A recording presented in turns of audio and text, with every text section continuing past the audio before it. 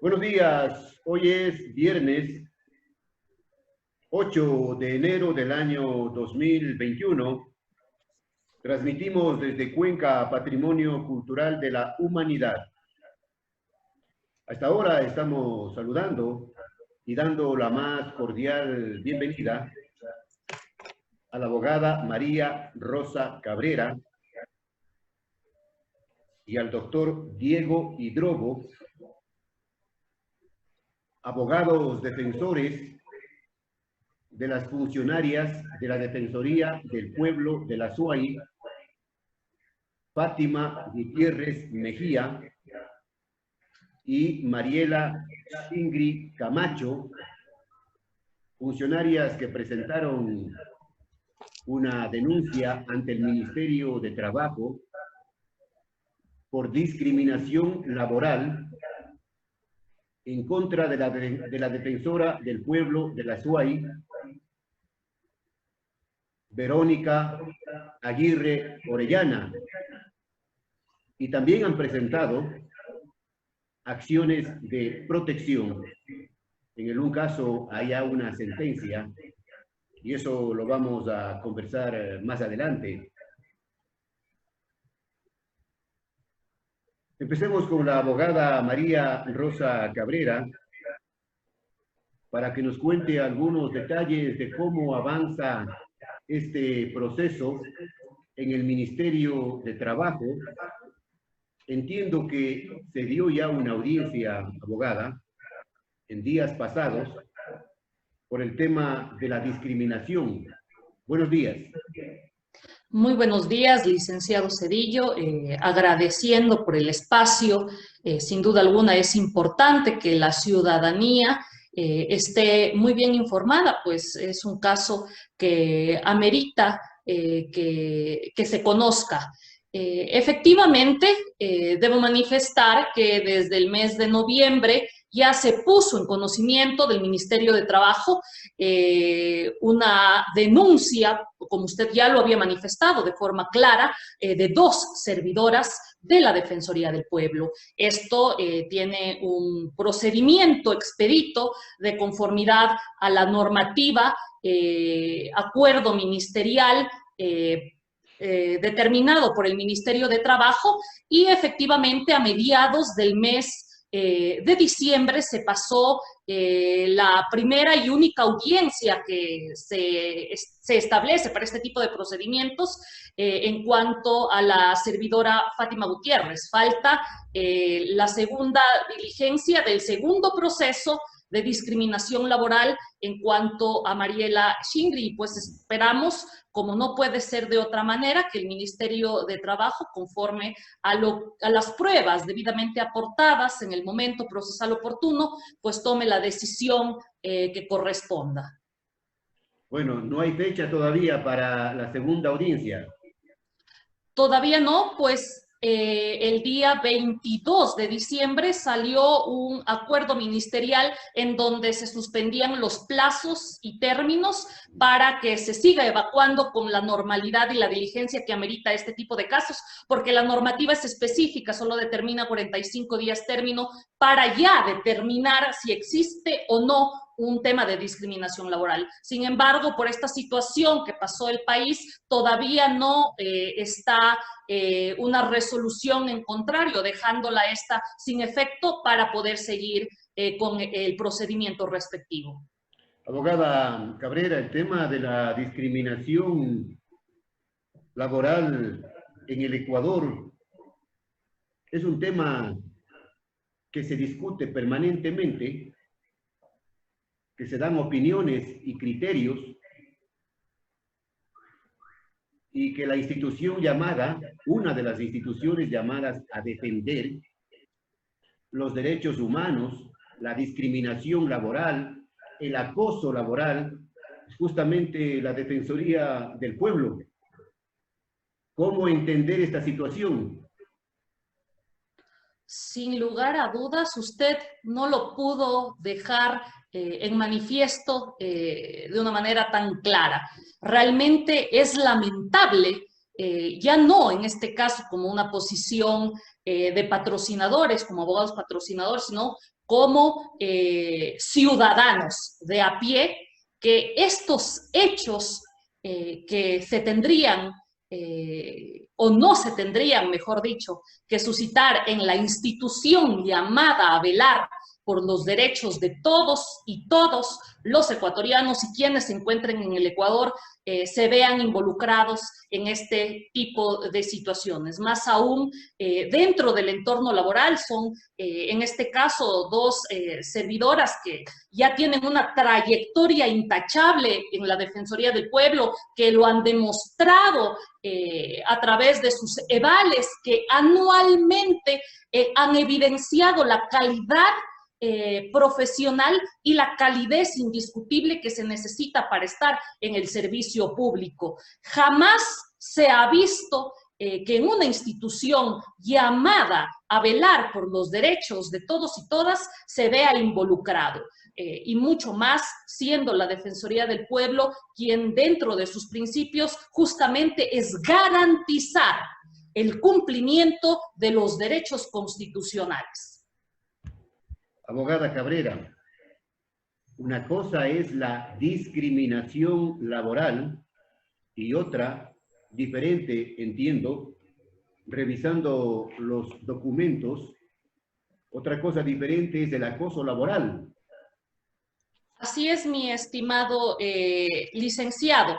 Pero antes de pasar a hacer esa diferenciación, que es importante que todos y todas quienes estén conectados y puedan reprisar esta entrevista, conocer los lineamientos y los parámetros internacionales que tiene esta problemática latente y que en la estadística que maneja el mismo Ministerio de Trabajo y que la sacó el 25 de noviembre del año 2020, en donde se menciona que el 97% de las personas que son víctimas de este tipo de situaciones no denuncian. Dato importante proporcionado por el mismo Ministerio de Trabajo.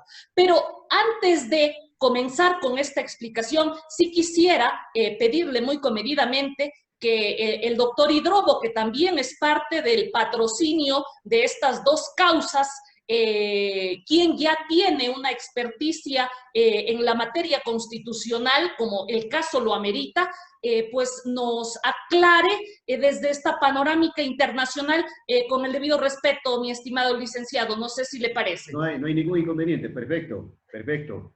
Vamos entonces con el doctor Diego Hidrobo. A propósito, ustedes son catedráticos universitarios, además, catedráticos universitarios. En el caso de la abogada Cabrera, tiene su maestría, y en el caso del doctor Hidrobo, también tiene su maestría en Derecho Constitucional, y está haciendo su PH, doctor Hidrobo. Ahora vamos, dígame, los derechos humanos a nivel internacional en relación con la discriminación. Muchísimas gracias, Jaime, por la invitación y a todas las personas que nos escuchan. Como usted bien lo indica, este tema de la discriminación ya ha sido tratado y viene siendo conocido, ¿no? Y existen ciertos estándares a través del Sistema Interamericano de Derechos Humanos. Lo que debemos identificar es lo primero. Siempre partimos del hecho de un respeto holístico a los derechos humanos de una persona, ¿no?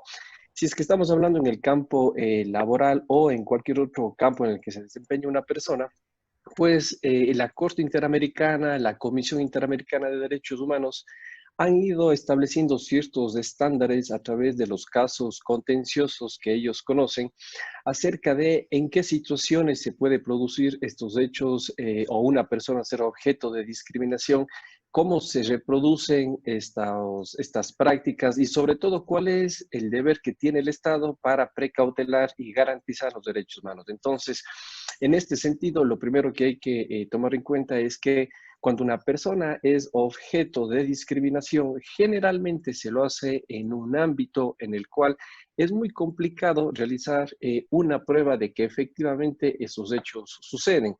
Porque en el contexto en el que se desarrollan estos actos de discriminación, siempre o generalmente se identifica a la víctima y a la persona que ejerce discriminación únicamente en una esfera muy personal, muy íntima o pequeña, por lo que es difícil en muchos de los casos tratar de identificar esto de manera bastante sencilla. Pero, ¿qué es la importancia de esto? La Corte Interamericana ha dicho que quien debe demostrar que no ha existido discriminación es, ¿no es cierto?, la autoridad o la persona que está imputada de realizar estos actos. La Entonces persona serán, denunciada.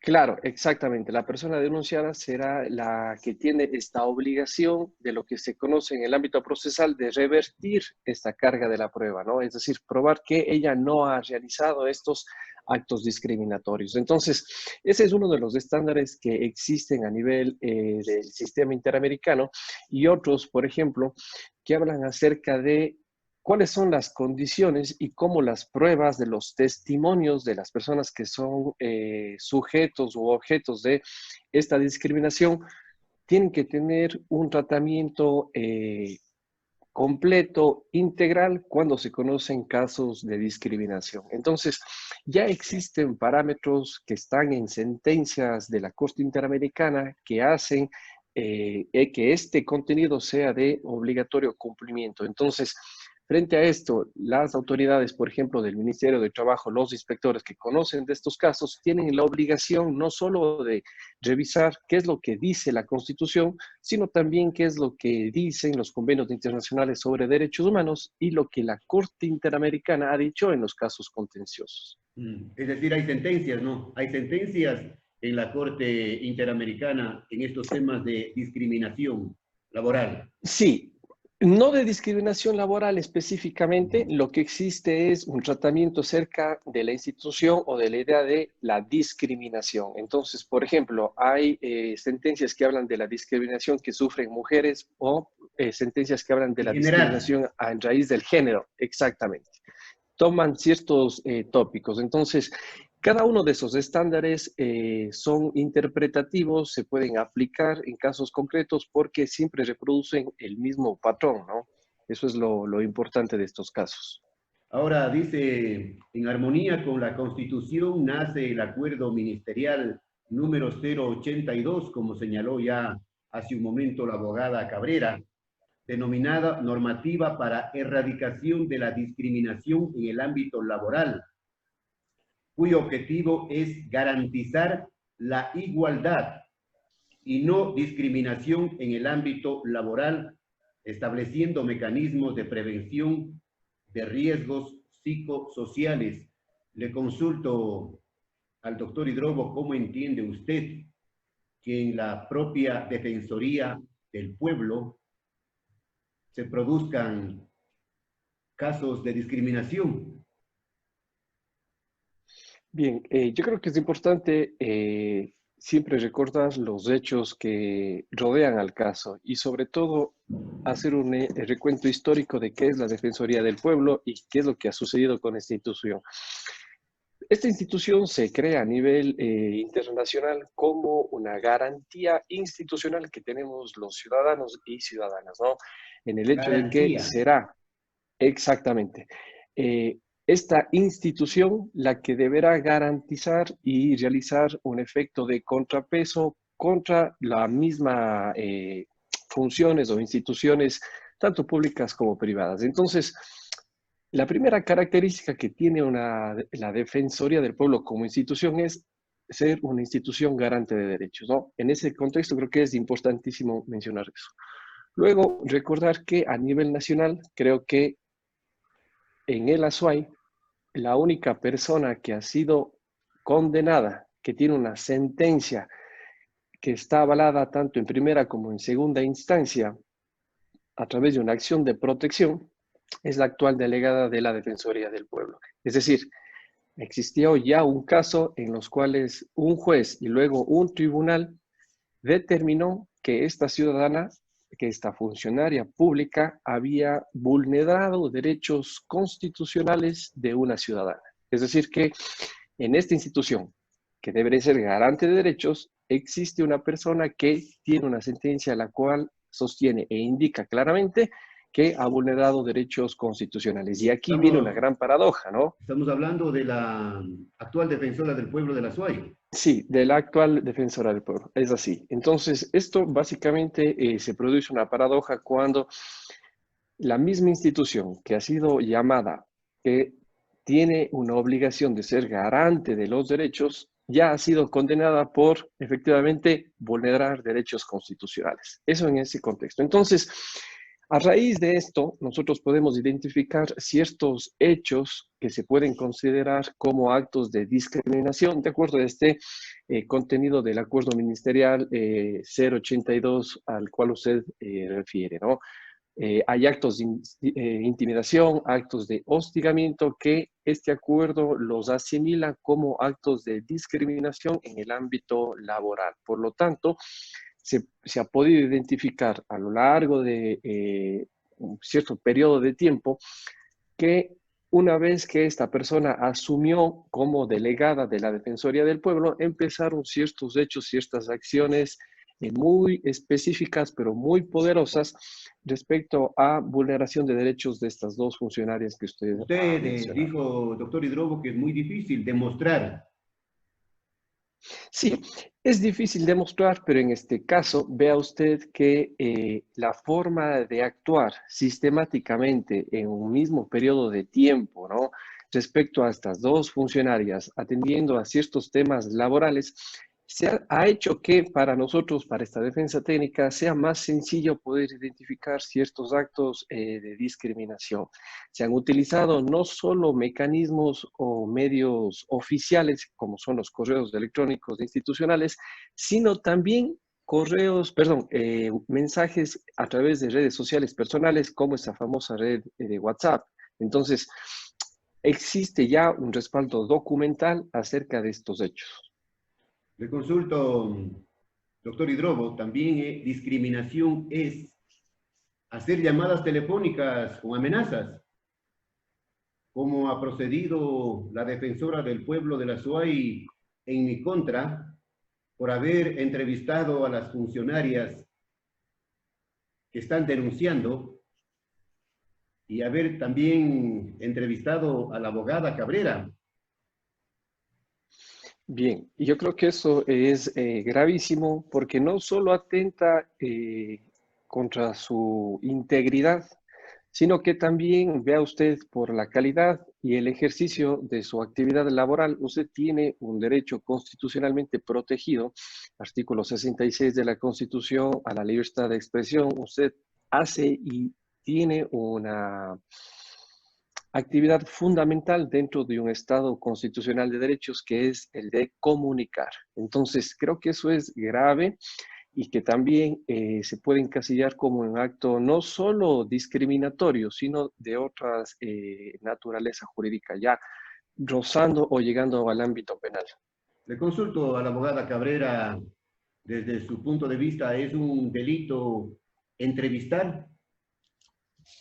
Bajo ningún concepto, ya lo dijo de manera categórica y clara el doctor Hidrobo, así que pues mayor explicación no se tendría que hacer, sino más bien es una posibilidad, una lamentable posibilidad que permite en este caso a usted haber sido también víctima de una situación que han vivido por más de un año estas servidoras. Este es un modus operandi, como se podría determinar en la literatura que ha estudiado a lo largo de los años y base justamente a la experiencia de este tipo de situaciones, este modus operandi de cómo actúa una persona que genera actos de discriminación contra otro ser humano. A mí me causó, les digo, sorpresa que la funcionaria me llame a mi celular alterada, amenazante, por haber cometido el delito, entre comillas, de hacer una entrevista que lo hago diariamente a través de más de 30 años de actividad periodística, y que valga la pena y la oportunidad para decirle públicamente a la señora defensora del pueblo de la SOAI, Verónica Aguirre Orellana, que sus amenazas me tienen sin cuidado. La libertad de expresión ni se compra, ni se vende, ni se tranza. Sigamos con la entrevista. Abogada Cabrera, infórmenos sobre el tema de la sentencia en la acción de protección a favor de una menor, de la hija de la funcionaria. ¿Se ha cumplido en su totalidad o no? Muy bien traída su pregunta.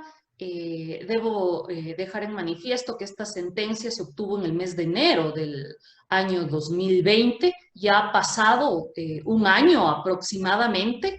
En cuanto a la parte resolutiva, es importante destacar que lamentablemente la sentencia ha sido ejecutada de manera parcial, pues se había establecido de manera expresa por parte de los jueces que se tienen que realizar las disculpas públicas durante un periodo de 3 meses. Sin embargo, nuevamente es la Defensoría del Pueblo quien incurre en este incumplimiento y pues de esos 3 meses tan solo se pudo evidenciar un mes. Es importante también conocer que en la Defensoría del Pueblo se manejan estos procesos de vigilancia al debido proceso de sentencias constitucionales, pero paradójicamente pues nos hemos visto desprovistos de mecanismos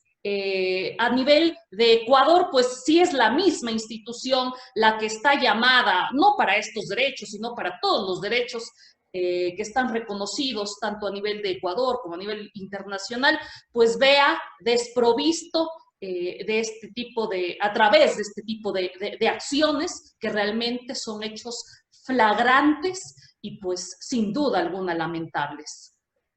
Doctor Hidrobo, ¿cómo entender que la propia institución llamada a velar, a vigilar que se cumplan las sentencias, incumple?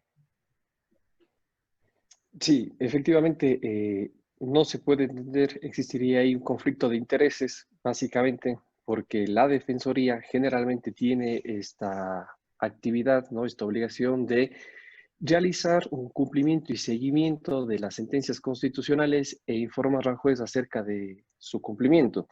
Entonces, preguntarse en este momento cómo la Defensoría del Pueblo, a través de su delegada provincial, va a informar que la misma delegada ha incumplido una sentencia constitucional. Esto es algo que no tiene, Son casos no lo puedo... son casos de replay. Exacto. Podría usted mencionarlo y calificarlo de esa manera. La sentencia decía que se publique, que se hagan las disculpas públicas, que se haga en la página web de la institución durante 3 meses, tengo entendido, y que también se pongan las disculpas públicas en un diario de mayor circulación nacional, que tampoco se cumplió. En ese sentido, sí, efectivamente se había publicado en un diario, pero realmente este diario ya incluso tenemos conocimiento que no está ya en circulación y que no tenía la característica de llegar a nivel nacional, ¿no? Entonces, ahí también se tendría que hacer una revisión indiscutiblemente exhaustiva y minuciosa en cuanto al accionar de la propia Defensoría del Pueblo, ¿no? Porque ya no podríamos afincarnos solamente en la delegación de la SOAI, sino en sí en la institución de la Defensoría del Pueblo. Este no cumplimiento, doctor Hidrobo, ¿se podría presentar una acción a nivel internacional, una queja, un reclamo, una denuncia? Bien, lo que corresponde procesalmente es solicitar, ¿no es cierto?, al juez que conoció la causa, en este caso era un tribunal, que indique cuál es el nivel de cumplimiento de la sentencia y si es que no existe, ¿no?, este nivel de cumplimiento, pues lo que se debe hacer es accionar ante la Corte Constitucional la acción jurisdiccional que permite que la Corte pueda ordenar el cumplimiento cabal. Pero claro, esto ya viene con responsabilidades tanto civiles, administrativas y cualquier otra naturaleza que puedan determinarse.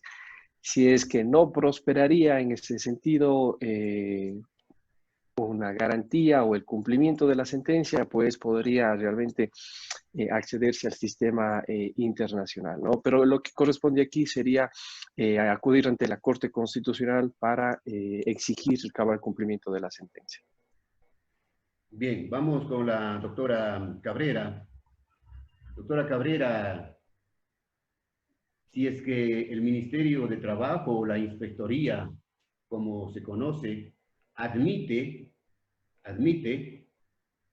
la denuncia que presentaron ustedes como abogados defensores, ¿cuáles son las consecuencias? La normativa en este sentido, en este caso, para la erradicación de la discriminación en el ámbito laboral, determina dos situaciones de manera muy puntual. La primera es una sanción pecuniaria de conformidad a la gravedad en base a las pruebas aportadas. Entonces, ahí la sanción es monetaria y que puede oscilar desde una cantidad que va de las 3 remuneraciones básicas unificadas hasta 20 remuneraciones básicas unificadas. Y la normativa también prevé que en el caso de que sea reiterativa esta situación o que nuevamente se presente una nueva denuncia por discriminación laboral, se pueda realizar una reincidencia en cuanto al valor y cobrarle el doble de esto. También se tiene establecido que se tiene que generar un programa de riesgos psicosociales en cada una de las instituciones, tanto públicas como privadas. De esto no tenemos conocimiento porque es importante que sin la necesidad de haber presentado, como en este caso, una denuncia por discriminación laboral, pues esta normativa data del año 2017. Debería entenderse que la Defensoría del Pueblo tiene que tener ya establecido un programa de riesgos psicosociales. Sin embargo,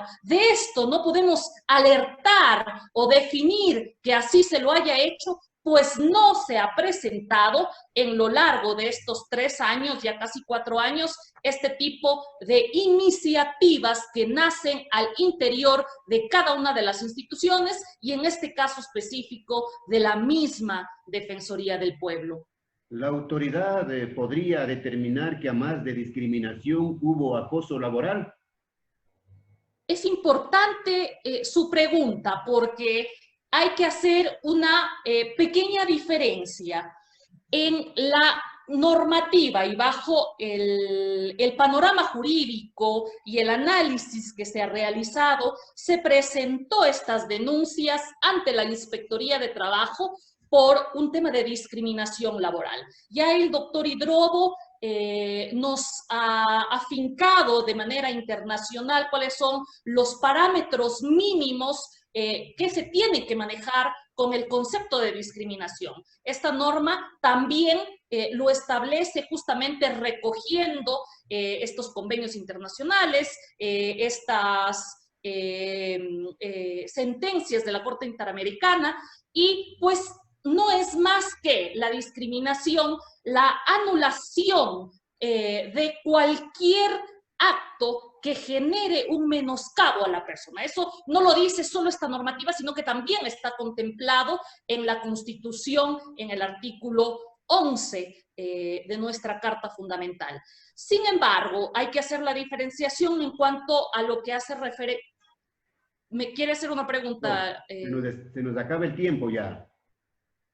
Ya, y en cuanto al acoso laboral, que tiene similares características, pero esto está no recogido en lo que es la normativa de erradicación, sino en la ley orgánica del servicio público. Y es aún más agravante porque en el artículo enumerado, donde se le realiza la definición de acoso laboral, que habla de un comportamiento atentatorio a la dignidad, pero dice que si este menoscabo tiene que ver con actos de discriminación contemplados en el artículo 11, puede tener incidencias que pueden causar la destitución de quienes ejercen este tipo de situaciones. Bien, gracias. Se nos acabó el tiempo. Volveremos cuando el caso amerite para ver qué es lo que sucede en los próximos días, las veces que sean necesarias, porque la libertad de expresión, reitero, ni se compra, ni se vende, ni se tranza. Gracias a la abogada María Rosa Cabrera y al doctor Diego Hidrobo. Desde siempre y hasta siempre. Gracias, licenciado.